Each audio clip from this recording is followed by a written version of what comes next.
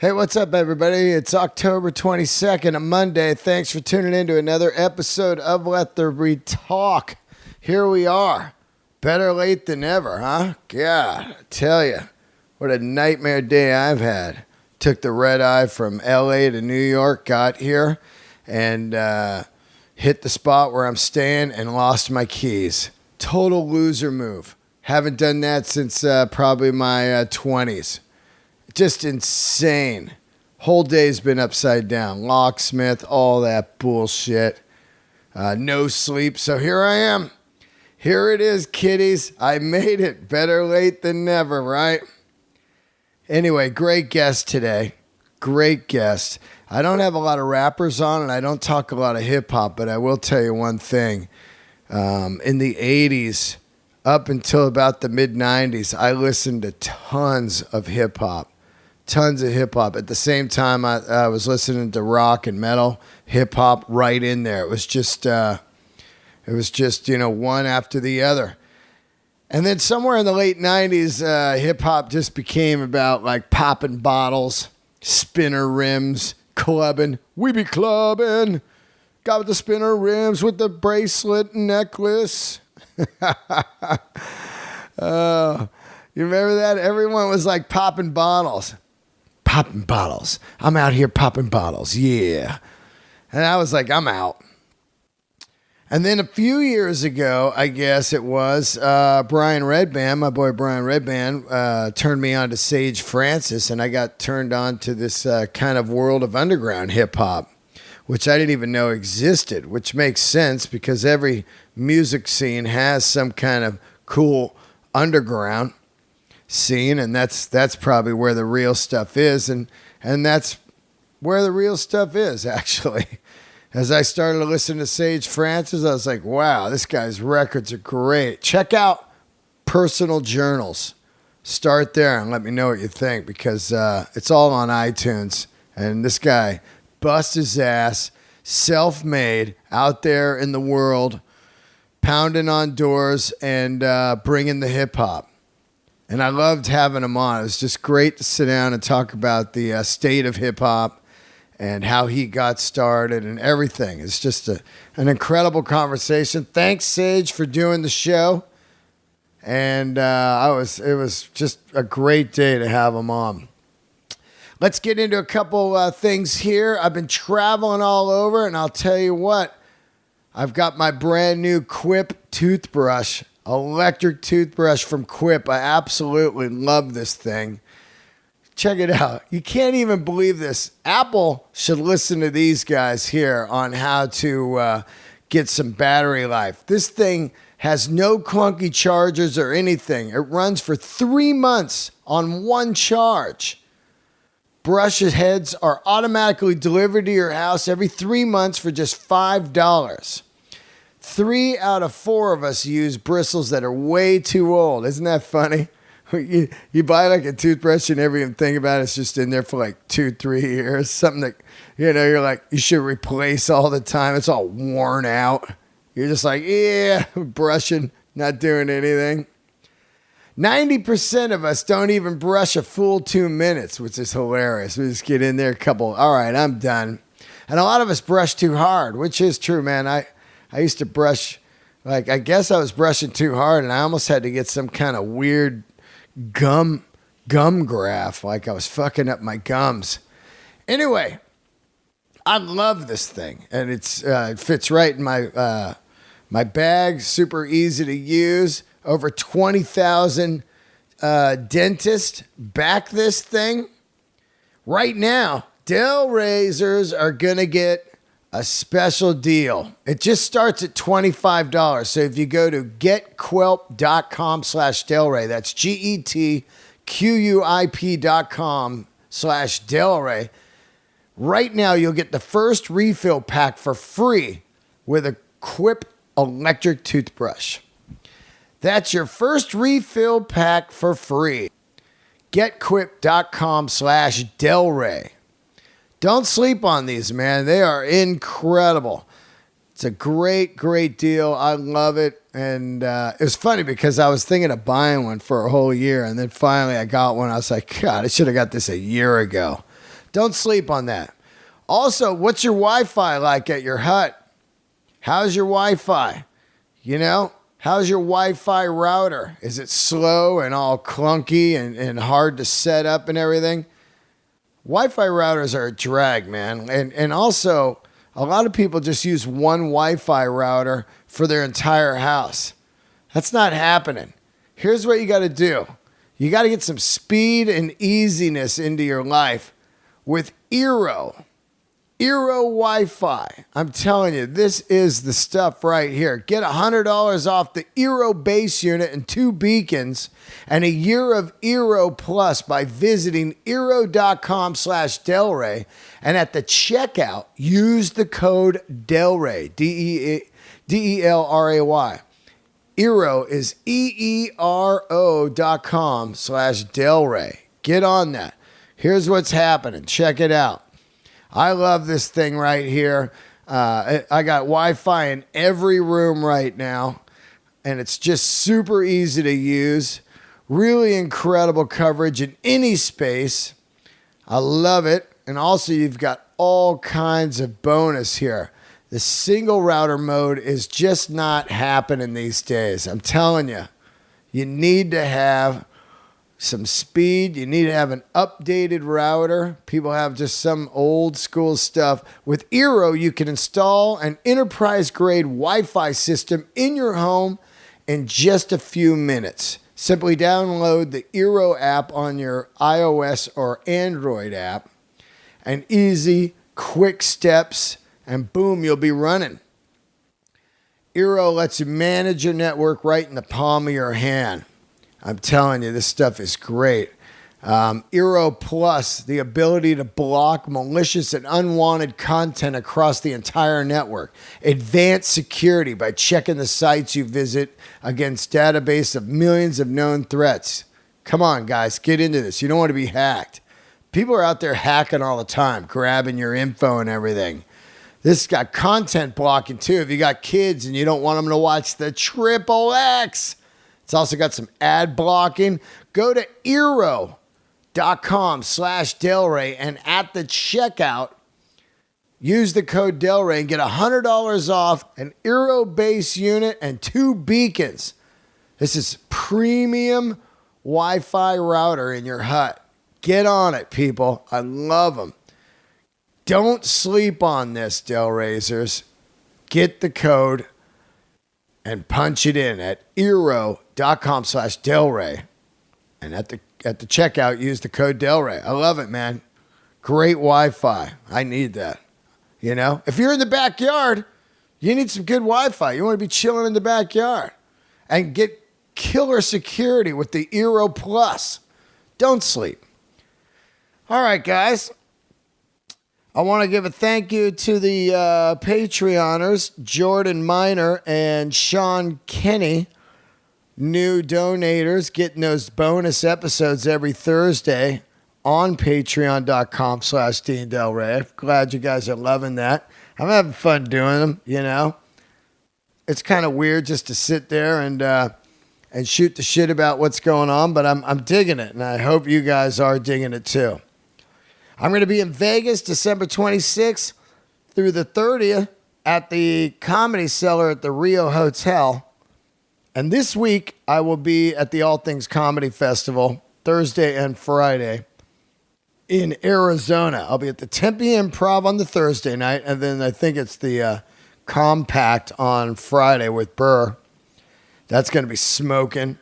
Thursday night, it's Verzi, Bartnick, and myself. Rocking the Tempe Improv. Okay, don't forget about Wyco, guys. WycoVintage.com. All your vintage rock and roll t-shirt needs. You know Wyco Vintage. Punch in the code Delraiser and get yourself a sweet discount on all those incredible vintage t-shirts. And they just opened a location, an actual brick and mortar store. Congrats to them. Right in Kansas City, 3535 Broadway. At R104 Kansas City. Missouri. Go check out their store. They now not only rock and roll stuff, but some streetwear too. Sneakers, Supreme gear, all that stuff at wycovintage.com. Find out more. wycovintage.com. Use the code DELRAZOR. All right, let's get into it. Here we go, man. I can't thank you guys enough for being patient. Sorry it's late. We're going to kick some ass right here. And sit back and enjoy Sage Francis.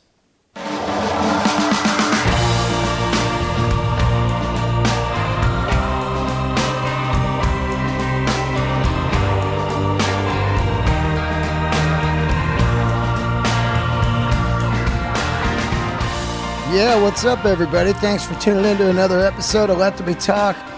Great guest today. A little hip-hop in the house. Sage Francis. How are you, buddy? I'm great. How many rappers have you interviewed? I had one of the greatest episodes ever with Tech-9. Oh, yeah. Years ago, about 4 years ago. Yeah. It was one of those ones that was so monumental and cool. And while we were doing it, somebody walked by and unplugged the cable, the cord, the power cord. Yeah.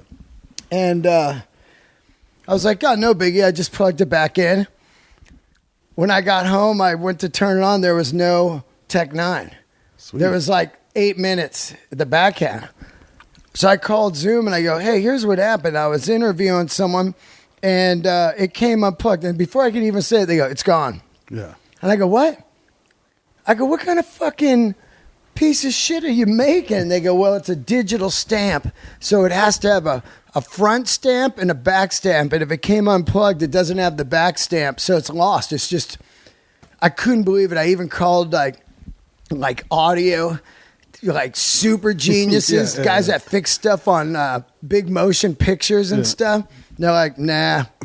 At one point, a guy kind of got some of it, and it was just kind of like... Wow, that's crazy. Yeah, so I figured out what you got to do if you guys use a Zoom. You got to have batteries in it at all time. Yeah. So if it comes unplugged, it switches to battery power instantly, flawlessly, seamlessly, and you won't lose it. But fuck. So then I hit Tech-9 like a week later. I go, dude, I fucking lost that interview. And he goes, yeah, we'll do it again. Never saw him again. Never saw him again. When am I going to see Tech-9? Well, he tours so often. Yeah, there's a pretty good chance. I'll never see that guy, you know? Yeah.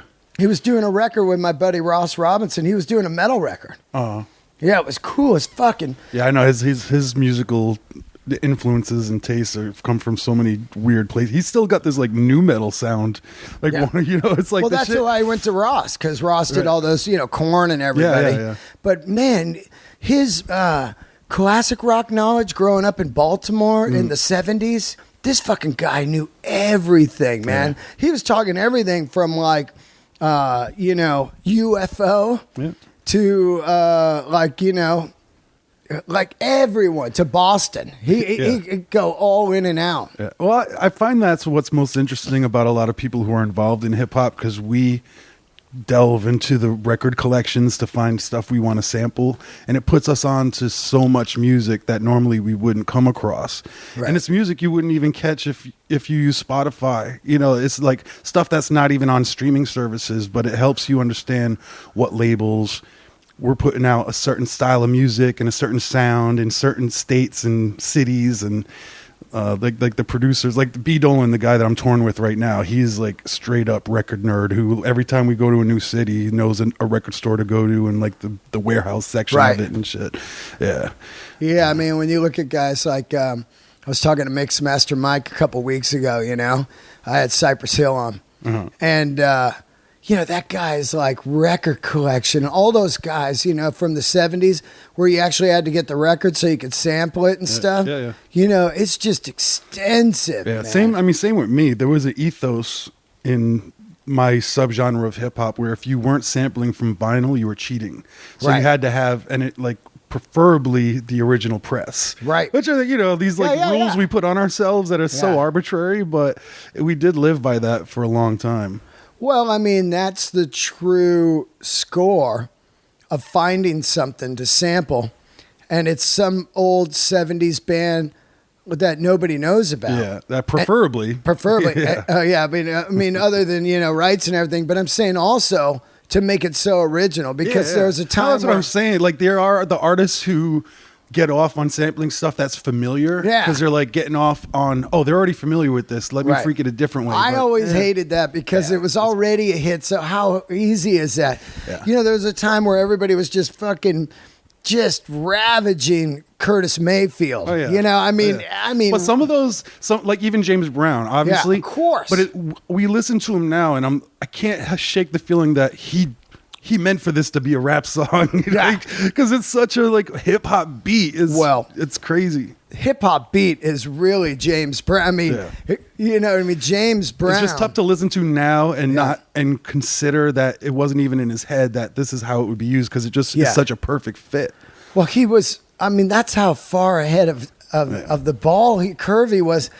I mean, his band is so goddamn funky. They should be, when you open the dictionary, funk, it should just be a picture of them. Yeah. The JBs or whatever, Yeah, there was a story, I don't know how true it is, but there was a story that the first white guy he worked with was from Rhode Island, and he was enamored by his promptness, and that was the first time, he changed a lot of rules, because, he was very, very strict with how the band would operate and stuff like that. And I was just talking to Brad Wilk about that. He'd fine him right on stage. Yeah. There's that great scene where he's fining Bootsy Collins on stage while he's singing, I got you 2 times. You know what I mean? And Bootsy's like, here's where he's going to get me for 25 twice. 25, 2 times. Bam, bam. You think he's just cueing the band for a dun, dun, dun, dun, dun. That's a fine. 4 times. Dun, dun, dun, dun, dun. That's fucking crazy. I know, right? Well, he had an interesting life. It's funny that you're here today because we just had, of course, a monster explosion of Childish Gambino's the video he dropped, This Is America. Incredible video. One thing that I do love about it is all the press that it has gathered up of, do you like it? What does it mean? All these subliminal messages, all this shit.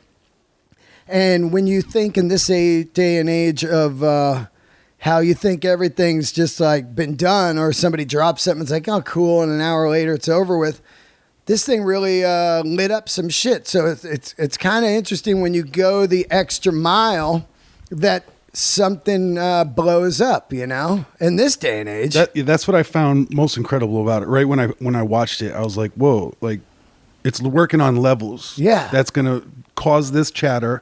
And for someone at his level to use that platform to do that is very rare. Yeah. Kendrick Lamar does it. Even Beyonce makes those kind of things happen. Right. It's so rare. And it comes right on the heels of Kanye kind of becoming unhinged and losing a lot of his followers' belief in him as far as what his end goal is. Yeah. And I wouldn't say not Chance, but Childish Gambino music is really my style. The video itself makes the song great to me just because of how it all works together. Right. But that's not the kind of shit I typically get into. I just love that he did that. And I can see the great talent involved in everything that went into it. It was almost like he trumped Kanye in a way of I could, I've been around, I'm 52 years old, and I've been around what I call the smoke screen promotion machine many times where I can sniff it out. Oh, yeah. Oh, here comes the Kanye weird meltdown.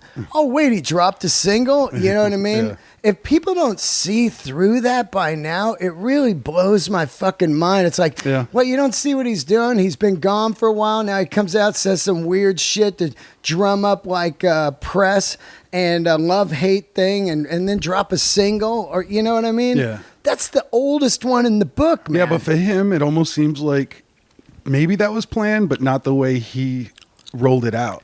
Right. Yeah, I get it. I don't think he has enough knowledge or good people in his ear to tell him when to scale it back or to put him on the right path. Now they're reacting to what he says, and it's causing a conversation that needs to happen. I just had listened to a T.I. interview where he talked about having an actual like talk with Kanye and just trying to get in his head, like, why do you think this is okay? You know, Yeah. you've hurt a lot of people. I saw that. Yeah. Yeah, and it's just funny that it took for him to do it first before someone could even talk to him about it. So he's kind of like flying by the seat of his pants, and with a gaggle of dum-dums in his midst who obviously just are, you know, yes men or yes women, and he's not. I'm not a psychologist, but he's not mentally well. Yeah, you can kind of he might be heavily medicated, like legally. You know, he might be on some shit because the way the words come out of him and the way his, you know, you can kind of see his thought process as he's realizing for the first time, oh, they didn't see it the way I saw it. Like, it's just weird. He comes from a really good family. Like it's not like he came from nowhere. He had a good day. You know, it's funny on everything that hinges on him also, even down to Twitter. They were like, he lost like 7 million Twitter followers or something. I don't know the number. I can't remember.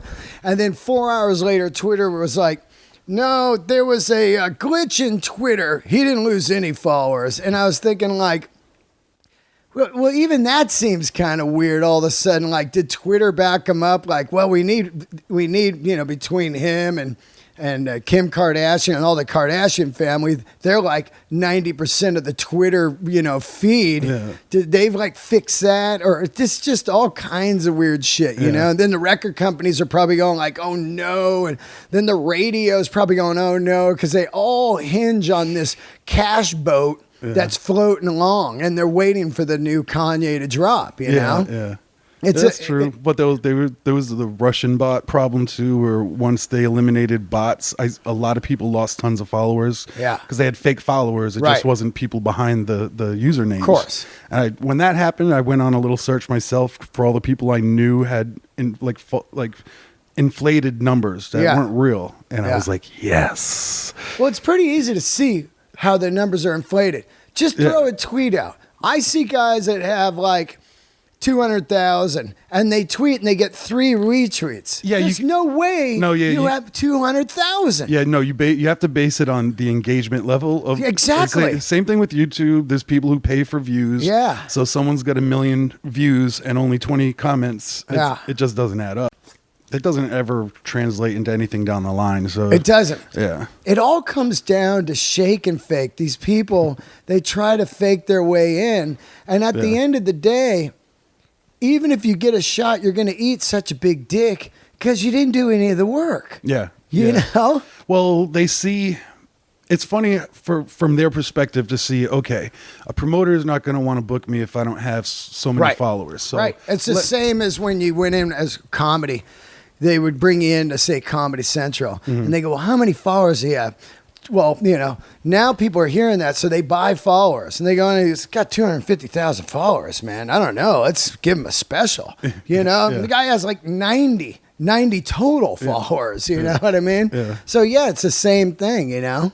Yeah, the whole internet thing, I really relied on it early on. And I've been, like, since the message boards, you know, when that was basically social media before any Friendster or anything Vlogs else. And all that. Yeah. So I run a record label, so I pay close attention to how those things work, what they result in, who needs to do what. And it sucks at this stage with all the splintering of all the social medias and having to have so many different accounts. And I know like promoters do look at numbers, like promoters do look, now they're looking at Spotify spins. Oh yeah. And for years, I told my fan base specifically not to use Spotify. Yeah.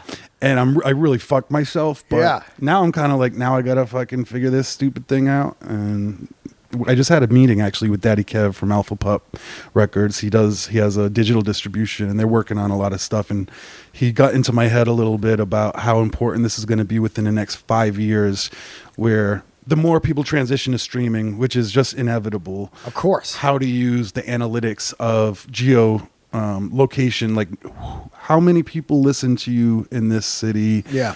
I do that with the podcast. All right. You can break down lips and it'll break down countries. I just hate that. It's not like it has no part of what anything I've ever done in my life. Yeah. And I know it's necessary, but it's kind of like tough for me at this point in my career to say, all right, I'll start paying attention to numbers. Yeah. I fucking hate numbers. I do too. I didn't fucking get into this. I mean, I come from the old days of organic word of mouth and blazing through cities numerous times building it. And then all of a sudden they were fucking all packed. Yeah. You know, now it's like, you know, and I hate when people say this, and I'm sure you get it a lot too on Twitter. You ought to come to New Hampshire. It would be sold out. Yeah. And it's like, no, it wouldn't. If it would, the promoters, no, they would have me already. You think they don't want to just grab all the money? Are you kidding me? and also, I did go last year. You weren't there. Yeah, I deal with this every day. I know. Every single day. It drives me insane. Me too. I'm building up I got a little patience now. I'm like, I understand you don't understand. I just wish you would take 2 seconds to think about it or look at the shows I've played and see, oh, he was there last week. Yeah. Fuck. Yeah. You know, sign up for the newsletter. You can't rely on Facebook anymore. There's you like getting outreach to actual followers is so tough and expensive. And I have a tough time paying Facebook in order to reach my followers. So I'm at a crossroads there about how to go about that. But the truth of the matter is I purposely started again from the ground up with the new group because I just in a weird way, I was nostalgic about the days where I didn't know how things would go and who would support and how to get that support. Yeah. So the plan was play wherever they book you. It'll be small shows. It might be very small crowds, but you'll see where the most support is, and you get to go back there and grow it from there. That like the old Metallica fucking rule book. Yeah. Playbook. Not rule book, but playbook. It worked great for me for the Sage Francis solo career, and I had been doing the same thing I started touring in 99, so right up until 2015 or 16, doing Sage Francis stuff. And then I was like, all right, I gotta switch things up just to freshen my soul and feel like there's a new energy about this. And it is working out, but there are bad shows where I was like, man, I know I have fans in those areas who don't know about the shows because the promotion is a whole new game as well. Yeah. They're not flyering. There's no wheat paste campaigns. There's no flyering at all. Yeah. Even promoters are coming to me like, why aren't you promoting the show more? I'm like, right? Yeah, motherfucker. Why are you going to do my show for me? Yeah. Like, I promote every day for 40 shows. It's not just your show. So it's a broad. It's a campaign. Yeah. So, and there was like, we couldn't boost the post because they had the word ass in your profile thing. And I'm like, all right, I'll change that. I mean, that's news to me, but every day it's some new obstacle that they're relying on Facebook. That's what the promoters do now. I mean, I guess the most basic promoters, that's what they do.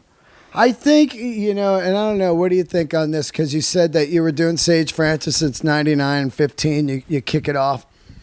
At a certain point, do you feel, okay, I hit the ceiling with this. It's as far as because that's what I'm starting to feel with my podcast. Yeah. I'm 6 years in. Yeah.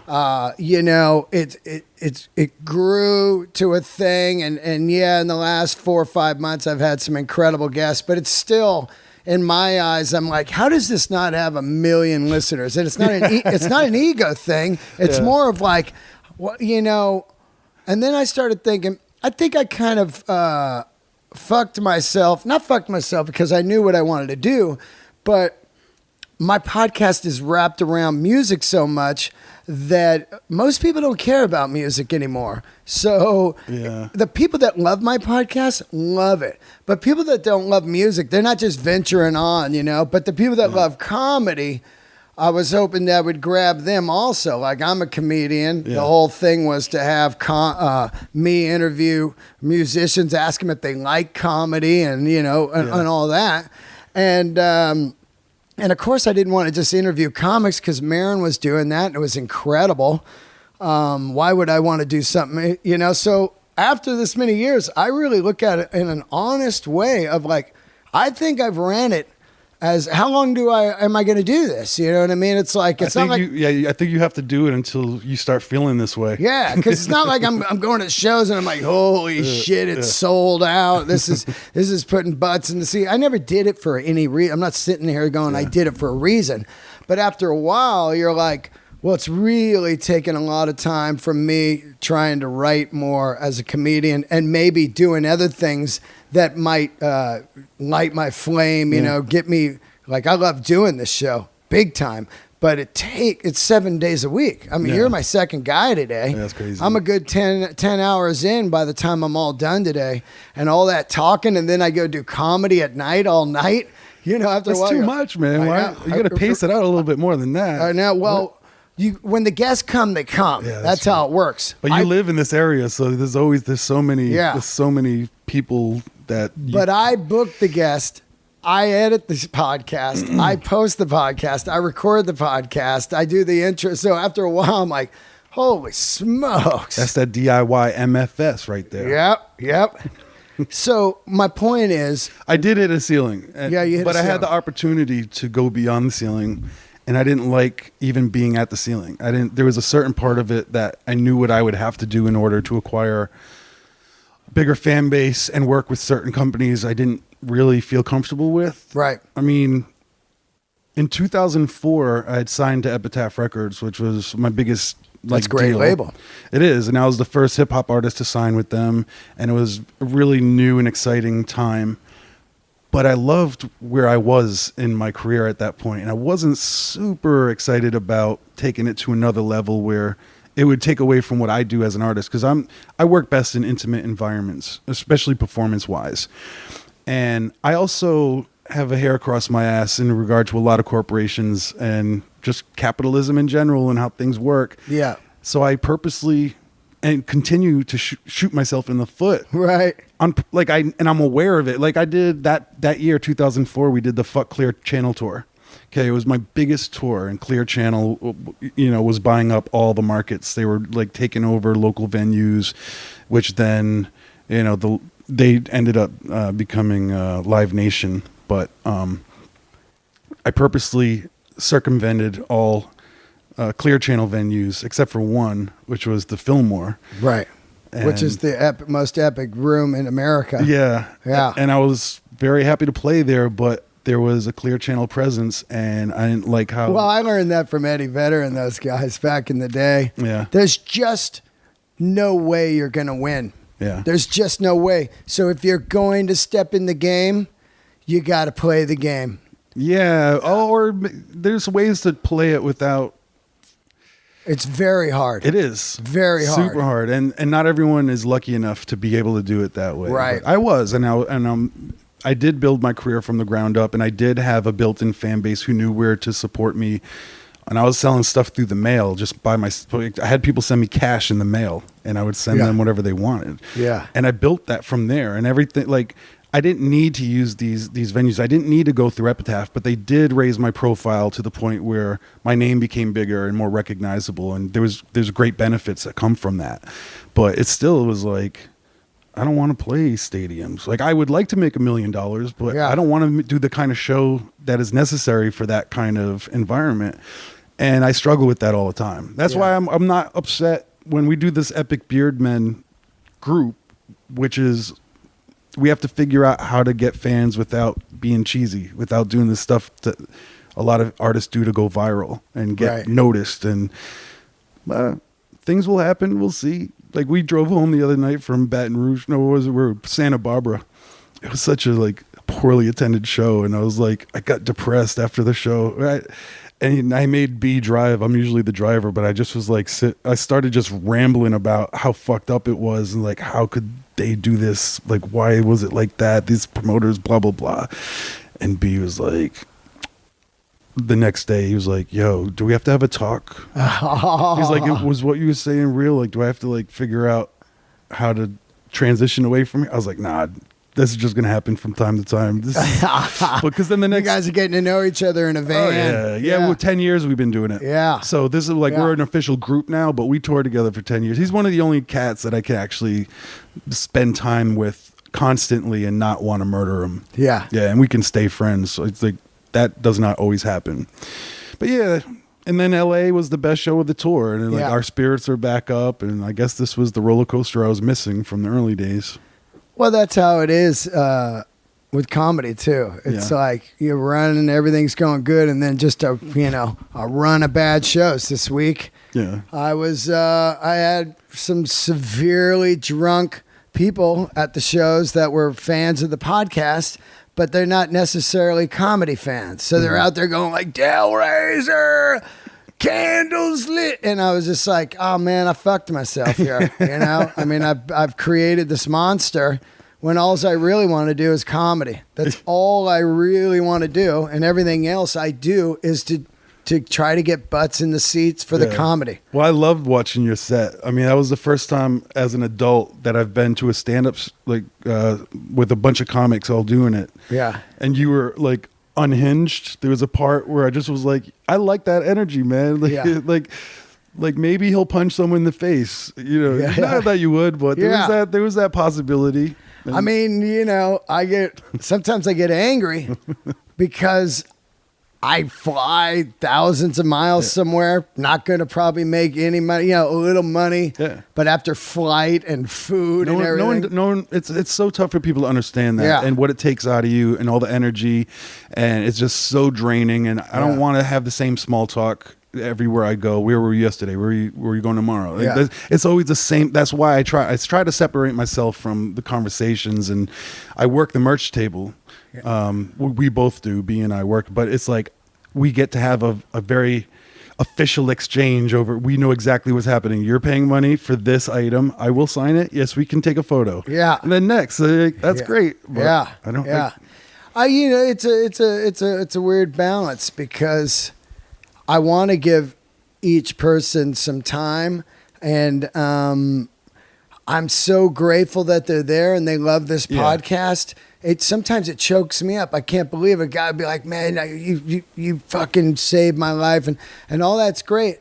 But there's always the couple in the crowd that just push it too far. They want 30, 40 minutes of your time, and they don't realize you just talked for an hour and a half on stage, and you flew in from somewhere, and you've got 80 people behind you, and then if you don't give them more than 30, 40 minutes, you're the dick. Yeah. You're the Hollywood dick. Yeah. Whatever. I've learned to say no. I've become very good at saying no. Yeah. A hard no, and in a way where I hope they realize, it's not about me.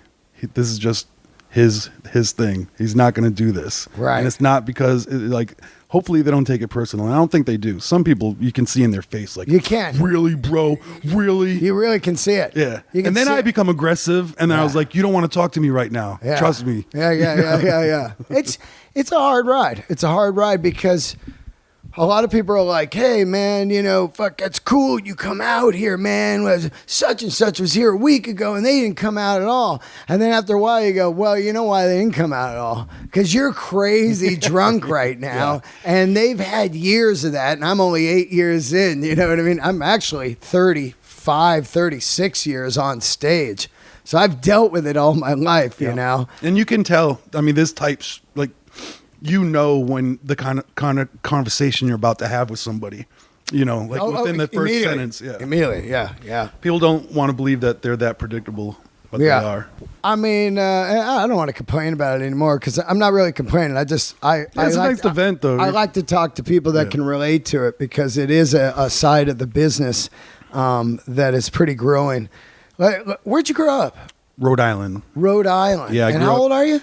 41. Yep. What gets you into hip hop? To me, of course, I'm 52, so Sugar Hill Gang, was really my introduction. Yeah. The whole New York thing, all the outfits, the glasses, the Cazelle glasses, the Adidas sweatsuits. Yeah, the fashion. I loved it. The New York thing, man. Yeah, but it was different because I was from an area that was very separate from that.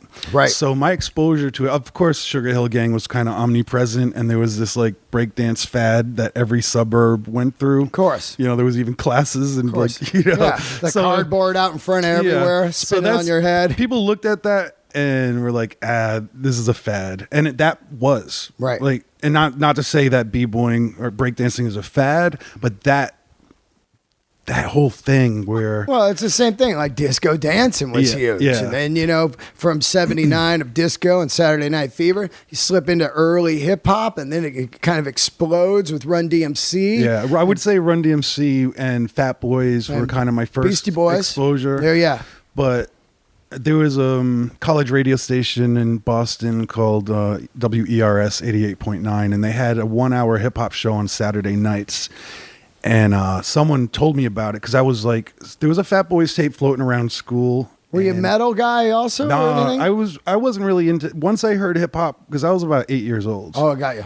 And I was all hip hop from there on out, right up until '96. Like, you know, in our back before Spotify and before music was so easily accessible. Of course. You pick a genre, you stick to that genre. Yeah. Because music was so tough to get. Like, you could get a tape. Like, if you had enough money, maybe once a week you'll get a tape. Or you don't want to waste money on taking a chance on another genre. You know what your genre is. Yeah. You had the metalheads. Plus, you had you're right at that age where hip hop is really pushing. Like when I'm in it, you know, everything's going on. It's rock and hip hop. But Yeah. I do remember, you know, growing up in the Bay Area, early on, of course, some of the, you know, underground, you know, early Too Short, yeah. Ray Love, Paris.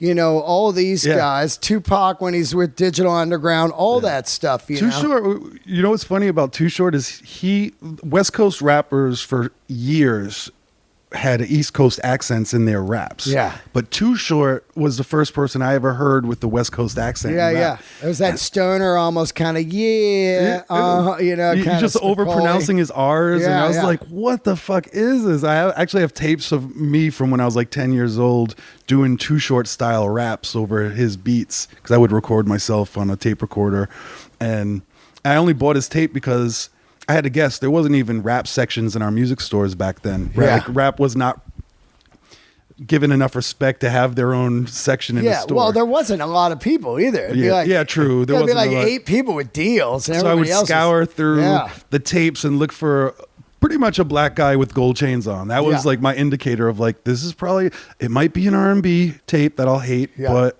Yeah. that's how I got the Too Short. No one I knew listened to Too Short. Did you get into Paris? Oh, hell yeah. God, man, he was just, to me, Yeah. you know, he was the West Coast Chuck D. Or and he- rock, like he had a Rakim style voice about him and even delivery, but Yeah. he had there was that strong political message and the Absolutely. Black I mean, Panther he got shit. shut down for Bush killer. You know, Yeah, that was yeah. like crazy. The first President Bush, you know, it was like, Yeah. you know, Bush killer, you know. But man, that guy to me was next level. And later he did a record with Public Enemy, which I didn't even know about until about a year ago. Yeah, I have the vinyl. That was, Yeah. But there was so many guys out there doing it, you know. Once, you know, NWA hits, it's just fire everywhere. Yeah. You know? Yeah, I mean, what's crazy about NWA was how far and wide it spread, Oh. considering what it was. But I think we lived in such a sanitized culture that, It was shocking. yeah, and we liked it. Like, Yeah. it was like, whoa. It was like Guns N' Roses. It Yeah. was just the next thing. It was Yeah. like, holy shit, fuck the police. You know what I mean? That was like Yeah. serious, you know. Yeah. And not only that, but hooky as fuck. You know, express yourself. That, you know, that shit was just hooky and catchy as shit, man. I mean, early hip hop, you know, was catchy. All of it. Rapper's Delight. That's a hit song, man. Yeah. You know? But NWA was like, I thought, like, we were like, they definitely kill people. You know, it's like 100%. 100%. But then I heard Ghetto Boys. Oh. And then I was like, these motherfuckers definitely kill people. Oh, Bushwick I was Bill like- and all that. You're like, oh, wait a minute, man. Yeah, some shit. Like, finding it was like it was basically pornography for me Yeah. back then. It was Yeah. like, I know I shouldn't be listening to this, but Yeah. I really like it. And then I would find myself trying to write like them. And then my parents would find these really fucked up rap lyrics of Yeah. mine Yeah. and like consider getting me therapy and stuff like that. It was weird. I had to hide my raps from my parents. It was Yeah. we were not a rap household. This was a very, we live in the woods basically, and I was lucky enough to have access to as much hip hop as I did. Thankfully, Yeah. to the college radio station, and eventually UMTV Raps, which put on so many artists. Yeah, huge. Yeah, it was the best. Did you go through different styles at first? Tell you. Yeah, like where we start out, where you like to me, like I had a joke hip hop band called Suburbia Violence, and we wore dresses and ski masks. And we were just, basically three guys doing the Beastie Boys, but with our own ad-lib shit, Yeah. It was like false gangster rap, I definitely had a Beasties period. I was reluctant to listen to the Beasties just because they were white. Right. And they had a rock sound with, Fight for Your Right to Party. Yeah. So that was my exposure to them early on, and I didn't want to jump on that bandwagon because every rapper I listened to was black, and that to me was hip-hop. And then my mom bought me the Beastie Boys. Paul's Boutique? No, License to Ill. Oh, License to Ill. Yeah. She eventually got me the very first tape they ever put out. When they were punk rock? Yeah. What the heck was it? Oh, Cookie Puss is what it's called. Yeah. But anyway, she was like, I think my parents were getting afraid that I was just listening to black people and they didn't understand why. And they're like, all right, let's see if we can sneak in some white artists, which made me not want to listen to Beastie Boys. But eventually I got bored, opened the tape, fell in love with that album and that style. But I saw them on that tour. Oh, really? Two nights. It was insane. Yeah, I never got to. Yeah, I saw them much later, like in '97, I think, or '98. I saw them, but I never saw them during that era. It's funny to think about. I don't even listen to that record at all. But Paul's Boutique, I listened to it. I've got 2 copies. It's one of the best produced, certainly in hip hop. It's you can't make those kind of records anymore because of sample laws, right? But I would put that. Balloon Mind State by De La Soul I would also put up there as such an incredibly produced album that's very sample based, and they can't do that shit anymore. Right. I love the way Public Enemy would do records, especially Fear of the Black Planet, where it just seemed like you're listening to a radio station and it's going through a day. That was so original too. It's just like, we hear about this racist music, and then Burn, Hollywood Burn kicks into a tune, and then something else like, you fucking know. Yeah. It was like a journey, man. That totally influenced how I go about making my records, which now in 2018 is bad just because people are so single based. You know, so for streaming purposes, it's tough because I transition songs in a way where they sometimes overlap each other. Right. And I also learned that from Paul's Boutique because I didn't know when a song would end and begin. It was really, really confusing, but that was the allure. That was what was so crazy about it. Oh, they were sagas. Yeah. They were fucking journeys, man. Yeah. And the layers, going back to talking about Childish Gambino, the layers of Public Enemy and the Paul's Boutique, both those Public Enemy, Nations and Fear of the Black Planet, those things there's still things on there I hear now. I'm like, oh, wow, man. Yeah. As you get older, you go, oh, that's fucking such, I didn't even realize that as a kid, you know? That's the best part of, to me, doing hip hop. I mean, hip hop is sometimes a victim of its own words. There's too many words. People don't really know how to use them well enough for them to. Maybe they shouldn't say as many words as they're saying. Well, that's like comedy, right? Yeah. Comedy, you too many words. The joke's too much fat on it. Yeah. Chop down the fat. And hip hop almost makes you have to have too many words just because it's just go, go, go. It's talk, talk, talk. But the truly great writers in hip hop do it in a way where you can listen to a lyric 2 or 3 different ways. And depending on when you listen to it, because I'm older now, I get to go back to listen to these things and have a new appreciation for Posthumous, or so like someone who said something that was just so clever or mature that I didn't grasp it at the time. Yeah. Well, also with me, references with Beastie Boys, me being in New York now for 3 summers straight. Yeah. Of as I'm walking around, I'm like, fucking, this is that. You know what I mean? That's awesome. All that stuff, cultural references, everything, I recently just threw up Hey Ladies, the video on my Instagram. Yeah. And I can look at that a million times and I think about everything they said back then. They were making that record. They were staying out in Silver Lake.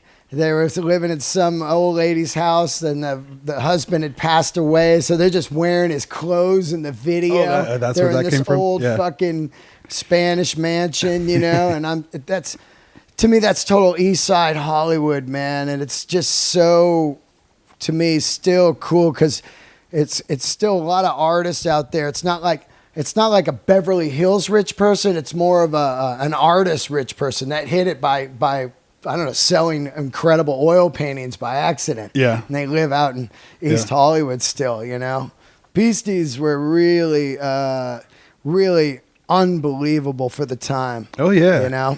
Well, and people weren't even sure if they were mocking hip hop at first or not. Right. And what I look back on it, well, a lot of white hip hop artists got radio love, whereas everyone else did not. So Beastie Boys did and continue to get a lot of play on the radio. And that's kind of weird to me to think of, because as much as I love the Beastie Boys and I really wanted to be a member of the Beastie Boys, that part of it bugs me out, where I know there's people who don't listen to any hip hop but only listen to Beastie Boys or only listen to Eminem. Well, that's a lot of that problem comes down to America just liking hits. I don't blame that on race. I blame that on lazy music fans. Yeah, but there's a lot of hits. I mean, Run DMC had hits. I guess, and the only one you hear is Walk This Way on the radio. Yeah. I mean, I get that. It took a white guy to get them to break through. Yeah, I get that. Yeah, I mean, but I know a million white people that listened to Mama Said Knock You Out, boy. Oh, yeah. That thing was a monster. Yeah. I think that it is an interesting thing, of white people doing hip hop. You're white, and early on it seems so, because I think people like Vanilla Ice, it was just like, what the fuck? Yeah, any white person in hip hop after Vanilla Ice had to deal with being called Vanilla Ice for at least 10 years. Totally. So it was a battle, and I'm glad I fought that battle, because it made me think about a lot of things. Yeah. It made me overcome that and be better just as an MC, and I kind of got off on the fact if people would think of me as a Vanilla Ice, because I was in the battle scene, which is, it's roasts basically rhyming, and we're like, I used to watch the fuck out of those underground battles on YouTube. Yeah. Whoa, those were rad. So man. as a white rapper, and there weren't many, so I would always get the same shit. It would always be Vanilla Ice. Oh, yeah. You're a skateboarder, that type of shit. So you already know what they're going to come. So you're almost set up to crush them, because you know what they're going to come with. Yeah. It's almost being hacky rap battler. You know what I mean? Because he's okay. And then if somebody really schooled you, you would go, this guy's great, because he didn't go for the obvious Vanilla Ice. Yeah, that was important. That was fun for me, just because I adopted and owned every white stereotype in the rap battle scene, because I knew it was coming my way. So I wanted to make it too obvious for them to talk about. Yeah. I wore my Metallica shirt. Yeah. I had a jean jacket with all the metal bands patches on it. I had a mullet. I just was like, now what? I was like, are you just going to talk about this? Because this is pretty obvious. What else do you have? Yeah. And that was fun to do. And it worked. I mean, and where were you doing that at? There was the big battle was Scribble Jam Battle, which is in Cincinnati every year. But they don't do it anymore. But that was in the late 90s and early 2000s. It was huge. It got bigger and bigger. Right. And whoever won that, pretty much you would get tons of exposure, free publicity, and people checking for you. That was basically the reason to even do it. I wasn't. And how many?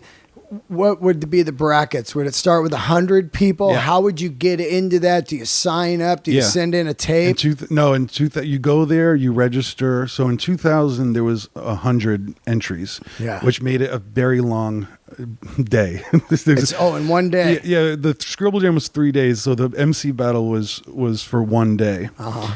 And it just went on and on and on. So you did a preliminary round, then they would choose who would actually be in the battle. Then, round robin type Do you know who you're battling ahead of time? Oh, Not so back it's then. all off the cuff. Yeah. So you get a freestyle. They put on a beat. You don't know what beat you're going to get, what tempo it's going to be. You had to be good enough of a freestyler and battler and comfortable enough in front of a big audience that you probably never performed in front of ever before. Right. And a lot of people broke down in that situation because that shit is scary. Yeah. Well, and you're put on the spot. You're fucking on the spot. And your whole career could be made or broken from that point on. And that would also result in people saying the most ridiculous shit because they were so scared and they're freestyling and they would say like really like self-owning things. Yeah. You know, thinking, yeah. You know, because they're just scrambled up. And those are my. That's what I miss because now the battle scene is more about. They know who they're going to battle. There's no beat. Oh. They get to write ahead of time to know exactly what they're going to say. It's like roast battle almost. Yeah, that's exactly what it is. Yeah. Yeah, it's like poetry slam roast battles. Yeah. That's what it is. It's so funny, like, whenever I would freestyle, I was so bad. Me and my buddy, Woody, every time the beat would come on, you'd just be listening for me. I'm crazy. I'm fucking motherfucking lazy. Like, it was always like just the easiest fucking raps, That's how it starts. Yeah, that's how it starts. But that's the funnest part. Yeah. When I was growing up, a big thing, was capping. That's what they called it. It was capping. And you would just rip on each other, and it was, I'm 52. So you grew up in the 70s of heavy, early Yo Mama stuff, which was really fucking, your mama's so dirty. Your mama's so poor, your mama's so smelly, everything. And man, everything was geared around your mama until you hit some sensitive button and then the fist flew. Yeah. And it's funny because I used to be really fucking good at that, but it always ended in some kind of fucking, that's why I don't do the roast battles, because I've pushed that skill down so hard that I really, I don't want to uncan that thing. I'm not like tooting my own horn, but I used to be able to just slay dudes, and I know where it would get me. It would stick with those people for life. Oh yeah, and it's not. It's the same thing with battles where you don't want to dedicate your creative energy to that, right? Because it does take creative energy, and you are thinking in those terms and how to break someone down. Slay them. It has its time. You can't stay in that because it's not good for you. It's not good for anybody. It's true. It really is true. And it's a brutal, it's because people want to be like, oh, you should, it's just fun. Oh, I love that one. Yeah. I love that one. But somebody said something very important to me early on. They said, you want to find out what people really think about you? Have them roast you because it's all truth. You know what I mean? And that sticks with people. And then if you're working with those people every day, say at the Comedy Store or whatever, it's still in the back of your mind. Yeah. You know what I mean? So it's like, I'll save my energy for slaying on people that are out there drunk. They'll razors. Yeah. That's wise. They'll live with that for the rest of their lives too. They'll hold it over your head forever. Yeah. Hey, remember in Kansas City? Yeah. When you said that thing? Yeah. Huh? Yeah. Right. No, I don't. Are you all Man, right? I was just a big fan. I was honoring you, and then you just had me thrown out. It's like, dude, you were honoring me. Drunk on 18 beers, a couple shots of tequila in a 300-seat room packed. The best drunk experience I had with an audience member, he was so drunk, he wouldn't stop yelling a song title. Oh. So I had him come up on stage, and I was like, if you take your pants off, and I take my pants off, we trade pants. Yeah. So we traded pants, and I was like, this isn't working. So I was like, give me my pants back. And then we kicked him out with no pants on. Yeah. And he was like, I saw him on this tour, actually, because that was ages ago, like over a decade ago. And he was like, hey, remember what you did to me? Remember that? He was like, I was really, really high. Wow, man. I was like, I know, dude. I know you're high. You weren't just drunk. You were on some fucking shit. Now, how long you been doing hip hop? Well, I started rapping and writing when I was 8 years old. I started performing on stage wherever I could when I was 12. Wow. And I started battling when I was about 14 or 15. So did you win that big battle? Yeah, I won that one. That was the biggest battle at the time, and the first time I went there, and it was just that kind of propelled the rest of my career because I already had a couple vinyl out and Right. mixtapes, but I didn't have an official album yet. And once I won that battle, the buzz, and Napster was big at the time, so people were able to actually download my music and be like, who is this dude? Because they never heard the name before. That my name was in the magazines. That's how that worked back then. So Napster helped me a lot, because people were finally able to find my music, become fans of the music, look for more music, and then my album dropped in 2002, which did great. It's called Personal Journals. That was my first You put your album. own records out, right? I did right up until then, and then I was working with Anticon Records, who actually was out of the Bay. I recorded it in the Bay. Oh, where at? Yeah. There was like a warehouse in Oakland that it was a collective. It was like a communist collective of rap kids. Yeah. And, yeah, I just toured heavy from there on out. I didn't stop. I just toured right up until 2010. You know, I did work with a couple different labels, and I started putting out my own records on Strange Famous Records, which is my label. But I toured myself into the ground. My life was falling apart. So in 2010, I kind of put my foot down and said, let me see if I can live without touring. Like, can I make money? Can my music and label do well if I'm not constantly on the road? Answer is no. 4 years. The answer is no. And also, I did bad things to myself during that time because I didn't know how to live that life. What were you doing? Just not taking care of myself, not being active. I would work day and night. And I still do, but at least now I'm out and walking around. Right. But I kind of lived like a hermit. Wow. I live in the house, the same house I grew up in. At your parents'? Yeah, I bought it off my mom in 2004. Wow. She moved to Florida.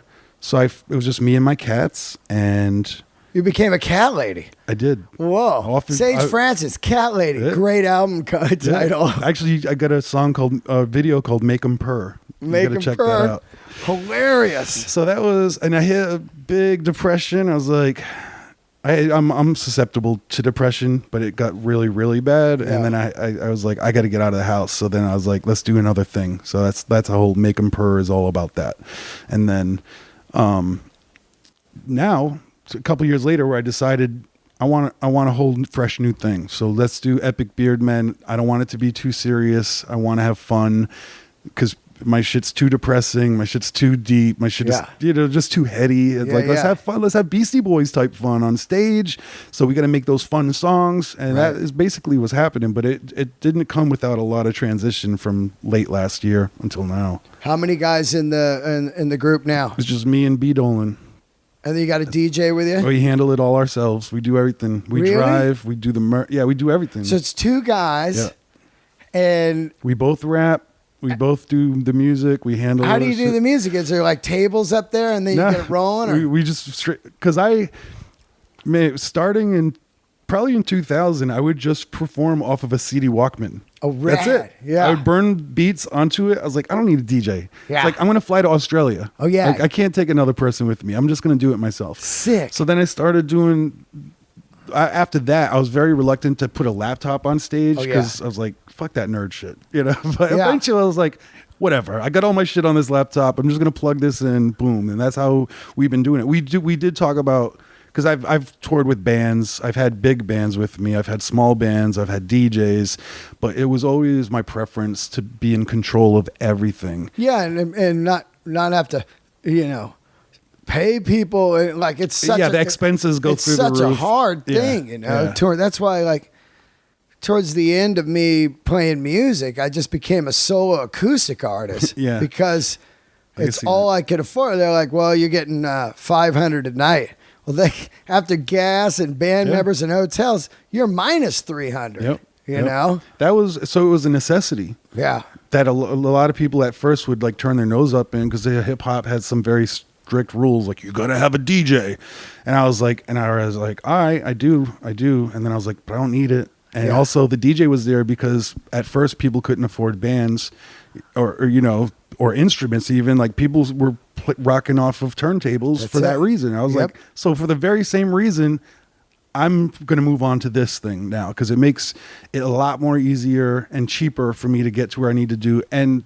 I'm a lyric-based artist. People are coming to my shows to hear the lyrics, and I get to like put it on pause if I want and rant like a motherfucker and then start back up when I'm ready. Yeah. You know, it's Yeah, like that's it's the right. perfect situation. Yeah. So that's how we've been doing it. But we were thinking about bringing a DJ back into it just for the fun of it, just to do it something in a different way. I do love the DJ aspect, especially when they're good and they're fucking, Terminator X. I mean, fucking. That was my first concert. It was Public Enemy, Run DMC, EPMD. So great. Even DJ Jazzy Jeff and the Fresh Prince opened up. Yeah. I got Flava Flav. He's a fucking crazy dude. He's a crazy dude. I love him, man. Have you ever like hung out with him? I met Flav once. It was like, whoa, that was Flav. You know. Well, he's such an enigma of a person. We were at a gig backstage, and this woman had made incredible homemade Italian food for the group, Public Enemy and stuff. Yeah. And Flav came back and he's like, I ain't eating any of this shit. I'm going to McDonald's. And we're just like, man, this is some of the best food we've ever had. Yeah.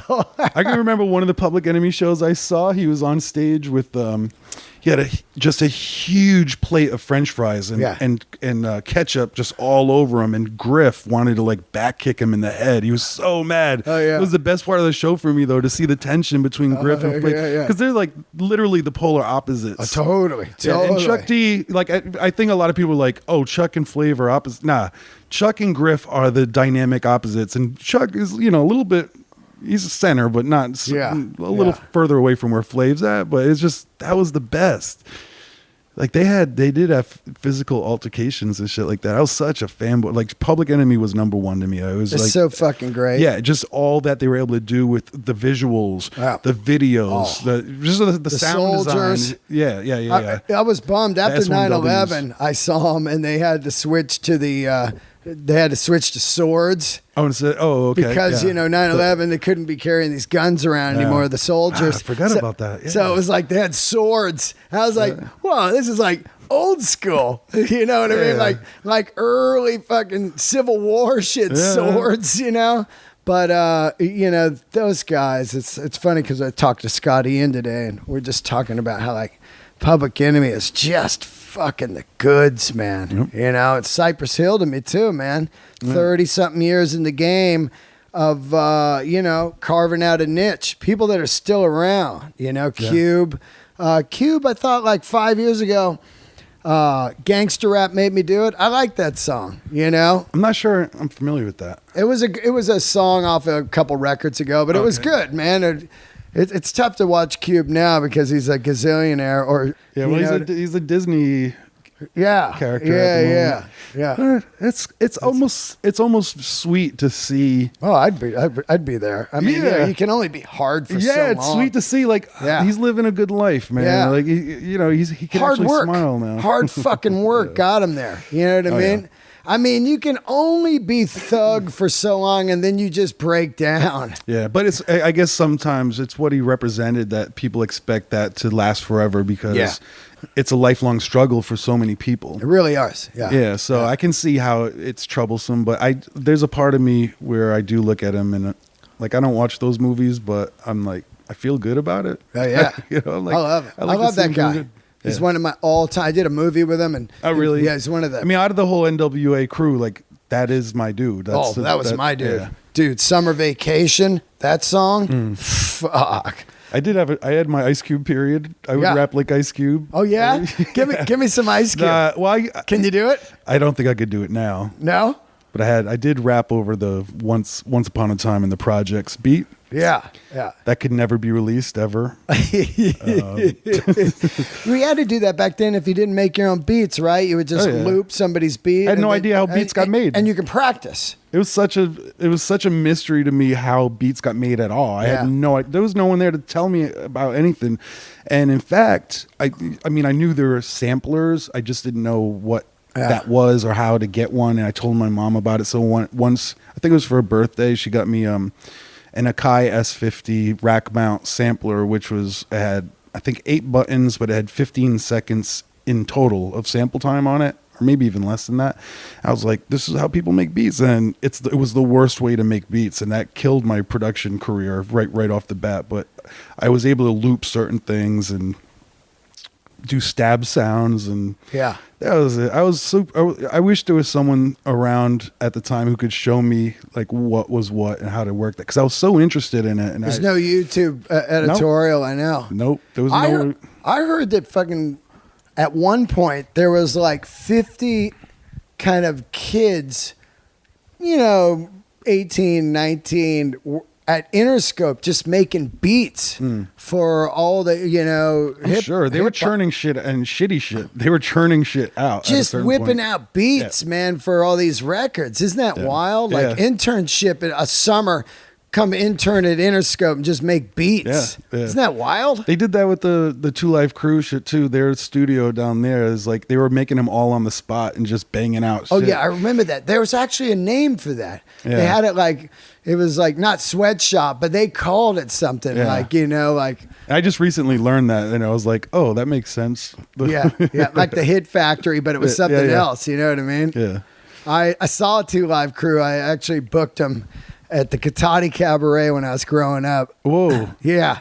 And What year was that? I used to book hip hop right when it was Like when late 80s? they're getting censored all over. So funny because they were so safe. It was just what they were saying. All the sex stuff. Yeah, 'Cause it was just Bible Belt hated Yeah. it, but it was funny. I remember we had him. This guy I was working for that owned the cabaret, Katati Cabaret, Steve Heffelfinger. He goes, yeah, what do you think? Two Live Crew? I go, yeah, let's do it, man. Yeah. And man, I can't really remember if the show actually even happened because there was so much chaos and police and everything. If this happens, we'll take your liquor license and shut you down and all. It was like this, people were protesting. We're like, dude, this is the Bay Area, man. What are you doing? What the fuck? It was weird, man. That whole time of parents just like thinking it was some kind of evil thing, and it was nothing. Yeah. It was nothing. Yeah. Yeah. Because now it was like I mean, imagine the Childish Gambino video. Yeah. He wouldn't have been able to tour back then, shooting people in the head and they stuff. wouldn't even been able to make it. No, not at all. It would have to be a real snuff video. Yeah, You have to do it underground. You got videos? You shoot videos? Oh yeah. I'm not the most visual person. Yeah. In fact, I really missed the era where a song could just be a song. Yeah. And now you have to pair it. Yeah. Now you have to pair it with visual accompaniment. Yeah. So we've been digging our heels in and working with some really talented people who are nice enough to work on a budget with us, because videos can be super, super expensive. It's like the most expensive thing cheap, to do. Yeah, but the ones we want to do are expensive. Yeah. But these days with drones and these Sony, there's ways to get around it, but it's still the most expensive. Even cutting corners, it's still the most expensive thing we do. Right. Because recording now, we can record at home if we want. What are you using? Just Pro Tools? I use Logic Pro. Oh, yeah, I got it. Which I really like. It's very easy I had Pro Tools at first, and it was a little bit too complicated, and then someone showed me Logic Pro. I've been using that. But we have an engineer who helps out with a lot of that stuff. And does he make the beats, or you guys make the beats? We make the beats. We have friends who send us beats for consideration. Then we can build upon them. We use a lot of live instruments still. We build upon. Sometimes the best way to do it is to get a beat we really like and then get the stems for the beat so we know how to separate it, and then add live instruments to beef it up and make it go in different directions. So that's kind of what we've been doing with the Epic Beardmen stuff. Personally, I'm fine with just someone giving me a beat, and if it has enough changes up in it, I'll just write to it like that. And I can write great songs like that, even though it's like, why would you do that? You can change it if you want. I was like, nah, the universe sent this beat to me like this. Sometimes it's the first way I hear it. Yeah. Like back when I was writing music. You know, it's like, this is how I heard it, and shit just starts flowing out. Yeah. That when it changes, you're like, nah, you know? Chasing the demo. That's what that's called. When it's you got it right the first time, and then you try to make it better, and then you can't ever get back to the original spirit of how you did it. Yeah. So, and this is the first time I'm ever working with another lyricist or another vocalist, and that in itself is kind of crazy because I'm so in my own head all the time, and it's tough to share things before they're ready to be shared. Yeah. But do you have to share it because he's feeding off you? Yeah. Gotcha. We're just building off one another Right. throughout a song, and interchanging verses or full or line for line. Sometimes line for line. Gotcha. Yeah. And it made me wonder how Beastie Boys wrote their albums, because I feel like there must have been, for a lot of songs, one person who would write a lot of the lyrics. That's and then what just I thought, break it and up. then they would pick up. Okay, I'll sing this line. Yeah. I felt like that's how they did it too. Yeah. You know what I mean? Because it's like, because it was so fucking bam, boom, bam, boom, bam. It has to have happened like that. I believe that. Yeah. I believe that one person almost writes a whole song and then they just pick up verses.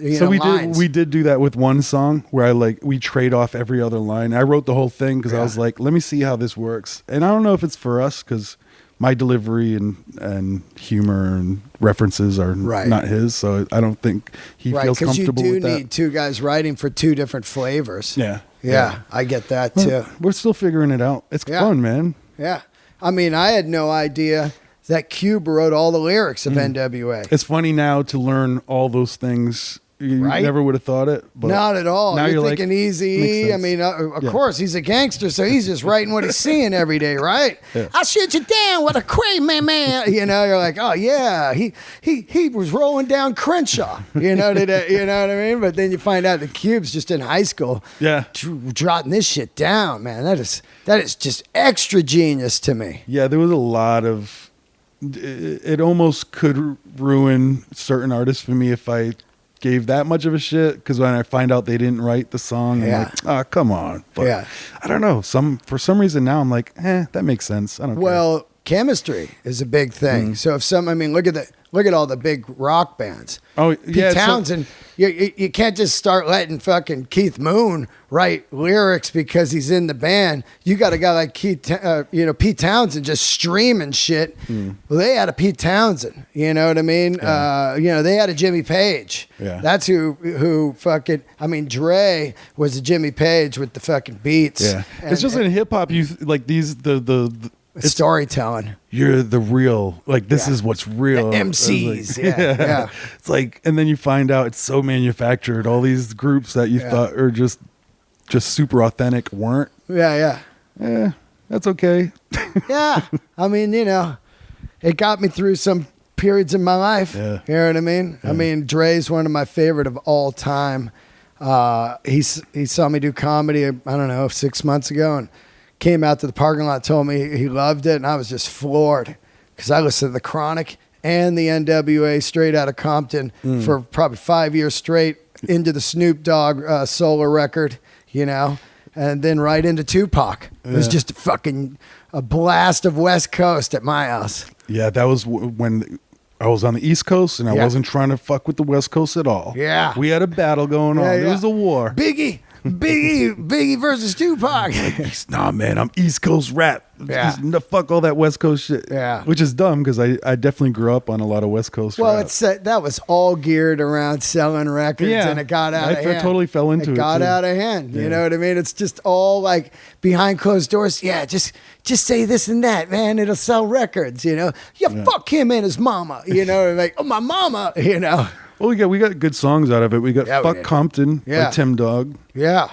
Which is brutally ignorant, but it had its place. Yeah, man. I fucking love all the battle stuff back in the day, I love California. That's a great one. Oh, yeah, hell yeah. That thing's just fucking on. And the Road Warrior video? Yeah, that's sick. What, are you kidding me? Yeah. Tupac was the best as fucking getting riled up. You know what I mean? That fucker would get riled up. Yeah. That's a great loss. And he died so early. God, like, that people don't sucks. really... It's brutal. Because I always thought of him as a very old, not old, elderly or anything, but old and mature. But he wasn't. He was still coming into his own. That guy was a fucking kid. Yeah, he was still coming into his own. Brutal. I don't even think he hit 30. What is he? He died at like 27 or 6. I think so. Yeah. Yeah, it's wild. Well, same with Biggie. He was just. It's funny to think of him because I always thought he was like, he looks 40 years old. I know. He was in his 20s. God, the guy was like 16 when he started or whatever. You see the early stuff, Yeah. God, that guy was fucking genius too. All these guys were straight street poets that were just all there. I mean, when you look at like I don't know if Tupac really did all these records or if there's just someone secretly doing them right now. Like we found another Tupac record, Yeah. but if he wrote that much, man, that is fucking hats off to him. Just all I'm sure day. he did. Yeah. I mean, he was in the studio a lot, and Yeah. a lot of things that happen in the studio kind of get put aside. Oh, yeah. Like, we'll get back to that later, Yeah, or yeah. like, man, we don't want to use that. But now, it's obviously, Yeah. now they want to use it. It's all gold. I don't want anyone using anything of mine when I'm. We're gone gonna if find it's your not out. old I'm burning Ice Cube, it. No, you're not. Ice Cube era. Not that one. I'm making I think I'm gonna do it this summer. I'm gonna make a fire pit in my backyard. Yeah, video it. Make it a video. Yeah. Yeah. But I have a lot of things I have to burn, and before it's too late, it's all going in there. I'm going to have a ceremony, and just all ex-girlfriends, all old raps. Write a that I song hate. about it and shoot it as a video. Yeah, You know what I mean? yeah. There was a song title I was thinking of. I was floating around my head, but whatever. It's going to happen. We'll make it happen, Dean. Dude, thanks for doing the podcast. Thank you, brother. It was great to have you, man. Thank you. And Again. it was cool. I've known you for a few years, trying to get you on for a while. But Yeah. last time, Red Band turned me on to you, and then I met you and stuff, and then you were gone. You know? I know. I don't like to hang around LA too much. It gives Yeah. me anxiety. The people are weird here. Man. Yeah, they are, right? I'm one of them. This area in particular. Where can everybody find you? StrangeFamousRecords.com. That's my label, so it's all encompassing. It's got all the artists. You can find me on Twitter, Sage Francis, on Instagram. And his records are all on iTunes. Yeah, on any streaming, except for the mixtape stuff, which you can get at our label. But yeah, most stuff is on every streaming service. Yeah. And You digital. making site. some money? Enough, yeah. Yeah. Not as like I have to tour to really. Of course. What is really- it, in merch? Not in Yeah. music, right? Just merch? Well, I would say both. I would Right. say merch and getting paid for the performances. Oh, yeah, of course. Yeah. I'm just saying people just steal music now, right? Or Yeah, they don't that's- steal it. They just expect it for free. Yeah, and the streaming. They feel like they are paying for it. Oh, yeah. So they don't ever have that guilty conscience. They used to have when they used Napster. Right. We used to get like big tips. Yeah. Like, hey, I downloaded everything of yours. Here's $50. Wow. Wow, that's more than you would have made from a label, Yeah, other than yeah. your own label. Yeah. No, so it's good. We're still figuring it out. The music industry is about to face some crazy changes within the next 5 years. Yeah, I believe that. Yeah. Thanks for doing it, man. Thank you again, brother. And there you guys go, man. Make sure you check out all his music and support him and go see him live, man. Thanks for tuning in to another episode of Let There Be Talk.